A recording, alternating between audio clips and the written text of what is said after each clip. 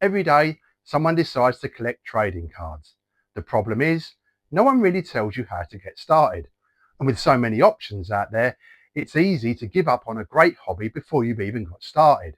So today, I want to share my tips with you on how to get started collecting trading cards. Welcome to Created by the Butler, where everything is handpicked for collectors. I'm Stephen, and you're being served by the Butler.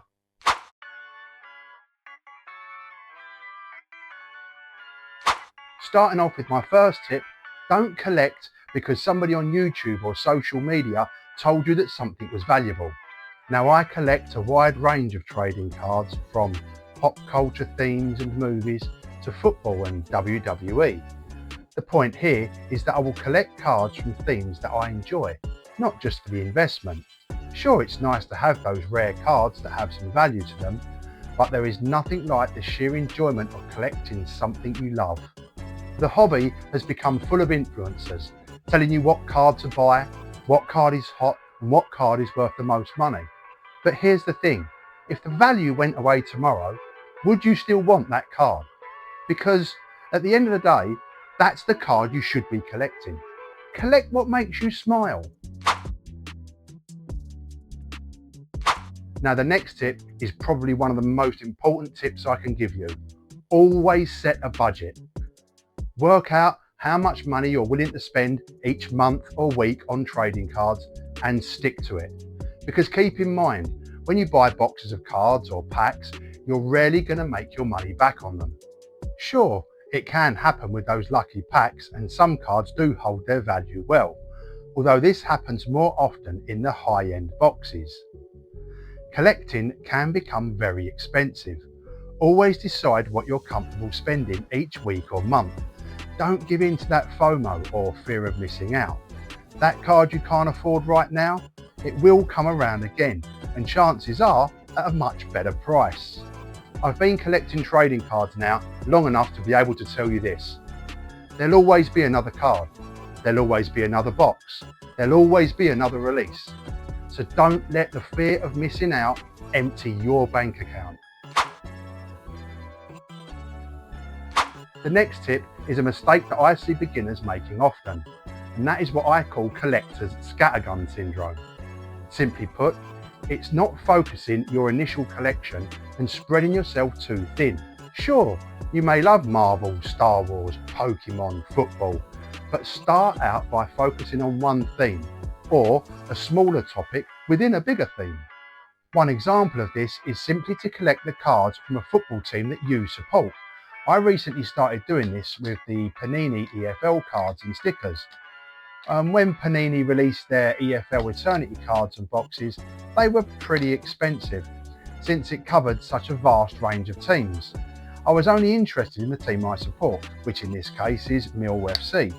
So we purchased the base set, and we also managed to pick up all the serialised numbered cards in the set too, because we saved money from not buying boxes or aiming to get the full set.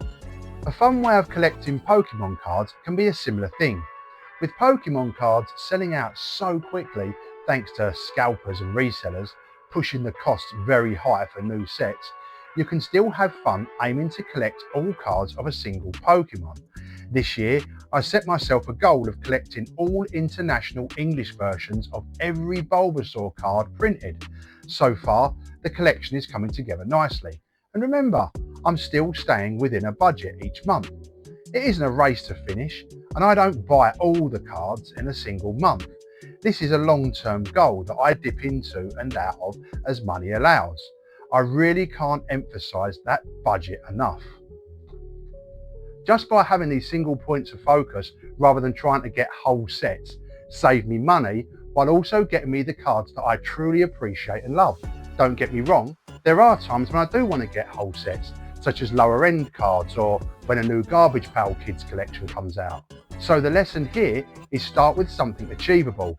Focus on a theme that you love the most, at least initially when starting out. And as you continue to grow as a card collector, you can expand more.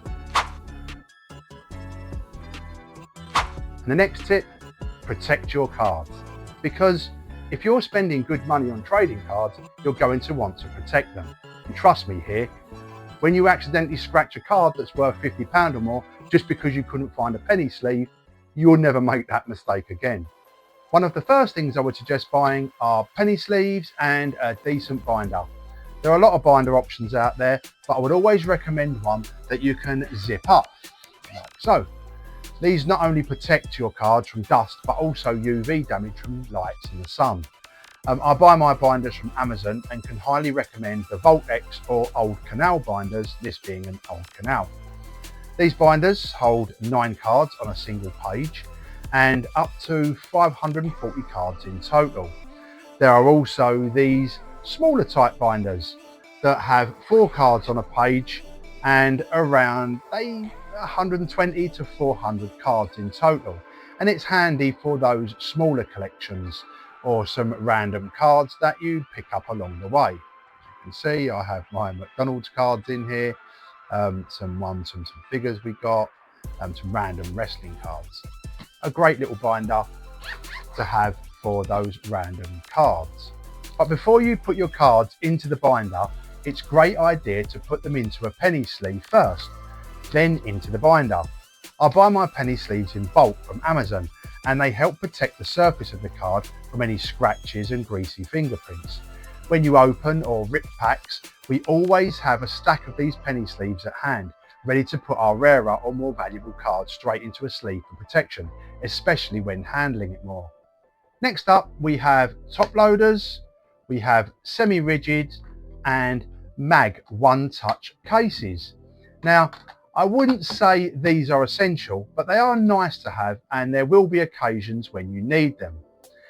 Rigid top loaders are great. These are perfect for protecting your more expensive cards. You pop the card into a penny sleeve and then into the top of the top loader. This is great for protecting your cards when transporting them, or maybe you're going to a card show or want to do some trades. Top loaders can really make a difference and really help to protect your cards. These are quite thick and avoid your cards getting bent. Then we have the semi-rigid top loaders. Now these are similar to the top loaders as the name suggests, but these are a lot more flexible, as you can see. Now grading companies always request that cards are sent in a penny sleeve and then placed into a semi-rigid. So if you're thinking about grading some cards at some point, you're going to need some of these. Now lastly, we have the magnetic one-touch cases, and these are awesome for displaying your favourite cards. Most of these have a level of UV protection too, which is a good thing to check when buying them. They come in different thicknesses called point sizes.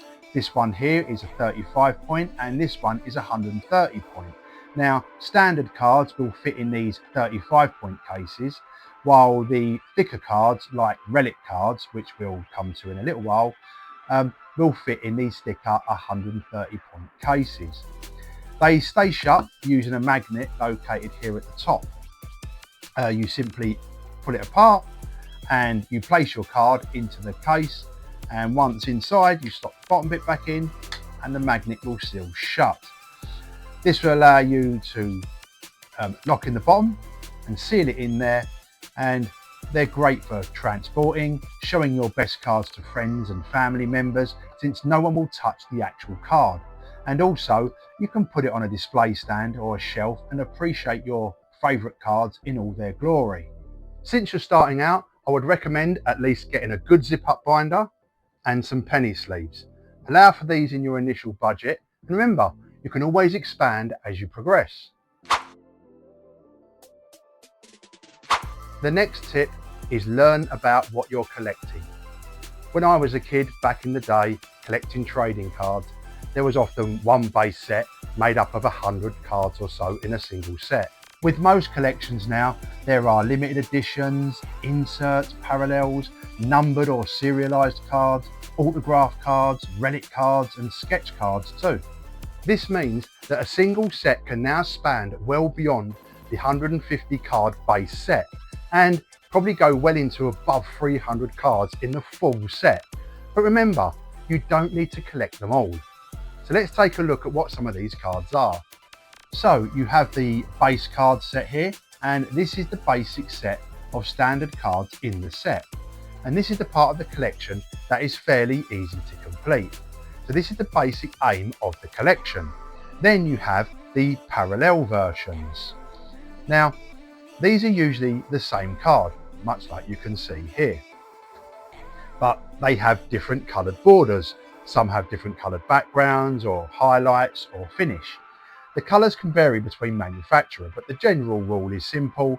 The rarer the card, the fewer exist, denoted by the colour. Blue might be rarer than green, yellow might be rarer than red, or whatever. A great example of these are from the Topps Premier League 2025-26 set, as you can see here. We have the base cards, we have blue parallels, we have yellow parallel, and these ones here are festive parallels that come from the Topps Premier League Christmas calendar. So yeah, they're the same card, just different coloured backgrounds and border. Next we have inserts, and these are usually a special unique series within the set, like these Premier League 2025-26 set from Topps. Think of these as a set within a set. So we have like Generation Now, we have Techers, we've got Retro Threads, Pro Precision, Beast Mode, we have a Pro Partnership and Breakthrough Ballers. And each of these will have their own kind of mini subsets. And now we move on to numbered or serialised cards. And these are cards that have a limited print run. They can span parallels, autographs, relics, or different unique finishes. This means that a single card may only have 100 versions of that particular card printed through the entire print run. The card will display this as an out of number. So it may look like a number on this card, for example, which is 21 out of 99, meaning that only 99 copies of this card were printed in the entire print run. As you can see from these cards in my own collection here, this one is out of 99. This one is also out of 99. This is 57 out of 99. This one is also out of 99. And we have another one out of 99. Now, the holy grails of these cards are the one of ones, meaning there is only one printed going to one lucky collector in the world. And some of these can fetch a lot of money, especially for highly desirable sports stars. We have one of these. This is Everton. This is a Topps Now card, and we'll come to those in another video. But this is Everton for their first victory in their new stadium. And just in the corner there, you can see it says one of one. I don't know if the camera can pick that up. But yes, this is a one of one card, meaning only one of this version of this card exists in the entire world. Next, we have autograph cards, or autos as they are known, and relic cards. Auto cards, as the name suggests, are cards that include an authenticated autograph of the sportsperson, artist or actor. Some of these are stickers and some can be on-card autos. In most cases, they are stickers. So for example, a particular footballer will be given a sheet of these tiny small stickers that are on here to sign. They sign them all, they go back to the card manufacturer who then puts them on the card. On-card autos are usually very limited to just 5 card or a single card print run. So once again, these can be very rare. As you can see, this one here is also numbered, so it's a serialized auto. This one is out of 10. This one is out of 75 of Martin Odegaard there. We also have AJ Styles from WWE. This one is number 4 out of 10, and it's an auto as well there. We have Garza Fwip from Star Wars. Signed card there by the actress. This isn't numbered, it's just a standard auto card. And this one here is also a numbered, auto and a relic card. And what a relic card is it will contain a tiny piece of shirt, or it could be a patch, or it could be a piece of the ball, the goal net, or whatever it could be, depending on what the theme of the card set is. So as you can see here, this one has got a piece of John Stone's shirt. It's got his auto and it's limited to 75. It's in a sticker case. We also have another one here of Mickey van der Ven with a piece of his shirt on there. And this one isn't numbered, I believe. Oh yes it is, it's numbered, it's up to 49, so only 49 of these exist. And we have Cody Rhodes here from WWE, and this one is limited up to 99 there. And this one features a piece of the ring mat that's used in one of the WWE rings. So yep, that's also known as a relic card. And last up we have sketch cards, and these are often limited to particular sets. They're commonly found in Star Wars, Disney, Marvel, Garbage Pail Kids sets and sets of that kind of calibre. These are kind of one-of-a-kind hand-drawn piece of artwork from a renowned artist or creator. This one here is from the recent Star Wars 2025 Hyperspace collection. My nephew has pulled a few of these. This is just one I happen to have here because I believe it's waiting to go to grading. But yeah, so it's a hand-drawn card. It's a one-of-one, and it's been signed by the artist on the back there. Now I have this one from Garbage Pail Kids Intergalactic Mayhem set that released a couple of years back. Now I recently sent this to Ace Grading to get graded, and to be honest, an 8 for this isn't bad at all, because sketch cards don't often grade that great. But I would never part with this because it's a real gem in my collection. I adore Garbage Pail Kids. It's one of my favourite series of cards to collect, and so this one holds a real special place in my collection. So yeah, it's been graded, it's been hand drawn by Eric Lassen straight onto the card there, as you can see, and it's a unique one-of-a-kind piece of artwork. And so yep, they are sketch cards. So learn about the cards that you want to collect. Learn about the rare cards, the cards to hunt for, because trust me, it will make the thrill of opening packs that much more exciting. And you can usually find out all the cards in the set by heading over to the manufacturer's website. So if you head over to the Topps website or Panini, you'll be able to download a PDF with all the cards in the set to hunt for.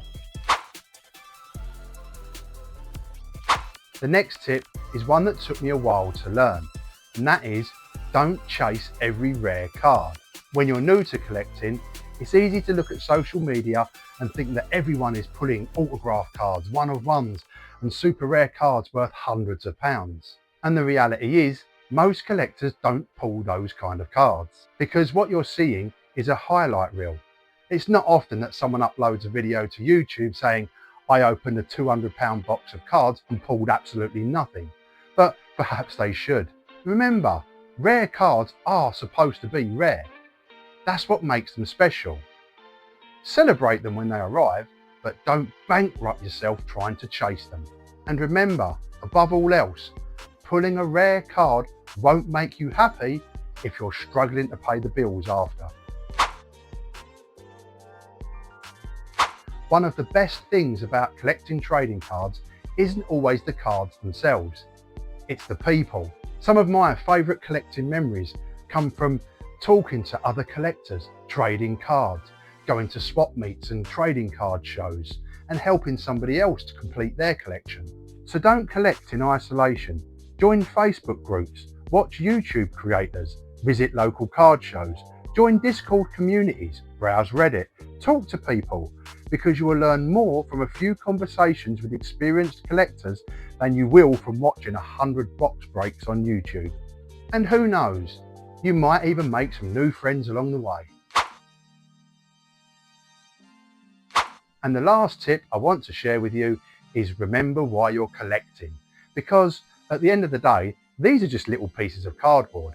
Yeah, some are rare and some are valuable, but most of them are worth pretty much nothing at all. But the cards themselves aren't really the point. The point is the enjoyment they bring. It's opening a pack and finding your favourite player, completing a set, finding a card you've been searching for, sharing the hobby with friends or family. That's the stuff you'll remember. It's not the market value, it's not the population reports, it's not what somebody on YouTube said you should buy. It's the memories and love of the cards. And that's what the love of collecting is really about. So let's recap these core trading card collecting tips. Collect what you love. Focus on one collection, at least initially. Protect your cards. Learn the different card types. Don't chase every rare card. Join the community. And importantly, remember why you're collecting. And if you take just one thing from this video, please let it be budget. Always stick to a budget. Collecting cards is supposed to be fun. The moment it starts causing stress because of debts, the hobby is ruined. So let me know in the comments, what was the very first trading card set that you collected, or maybe want to start collecting in the coming weeks or months? And if you enjoyed the video, please leave a like and subscribe. I truly appreciate that. And join me again in the future as we take a look at getting cards graded and if it's actually worth getting your cards graded. For now, I'm Stephen, and you've been served by the Butler.